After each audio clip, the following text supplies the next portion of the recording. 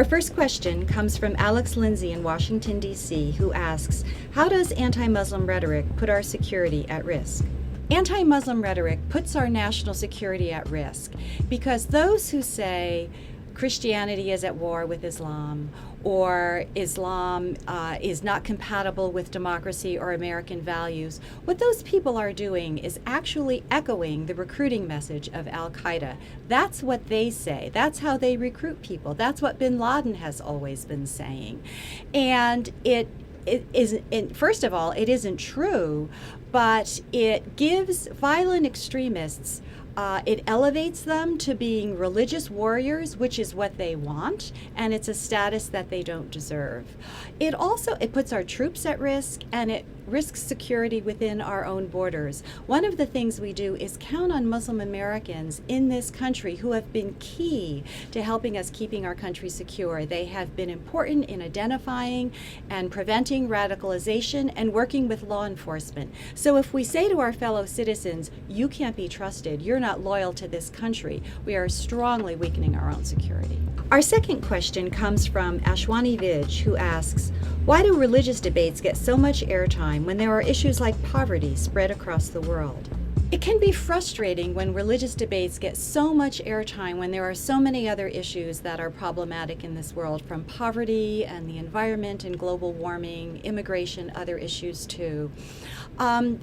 And we recently just saw an example of that, where a religious extremist in Florida threatened to burn a Quran, and although he didn't, he instantly became famous globally overnight, and all the news chased him and covered him. One thing that's really interesting is that 2 years ago, in the United States, a religious extremist actually did burn a Quran, and it got no media coverage at all. And why was that? It was because people saw it as extremist and not as news. And I think a dangerous thing that has happened in these past 2 years is that dangerous extremism that Terry Jones embodied in Florida is becoming more mainstreamed. So you see people like Newt Gingrich and Sarah Palin saying very, very radical things and very negative and dangerous things about Islam and about Muslim Americans, and that is bringing extremist views into the fringe. The media loves a fight, they love a debate, they love conflict, they love an argument. And what's too bad when they cover only that is it gives a very distorted view of reality in terms of religion and faith and what communities are doing in this country in a very, very positive way. Because the reality is that there's amazing interfaith efforts that are going on, cooperation on many, many issues, from poverty and the environment, and interfaith efforts as well that have been going on for a long time but have really intensified since 9/11. So that good news deserves to be covered as well. And our third question comes from Susan Stewart of Washington, D.C., who asks, where's the line between separation of church and state and politics? The line between separation of church and state and politics, I think sometimes depends on who you talk to.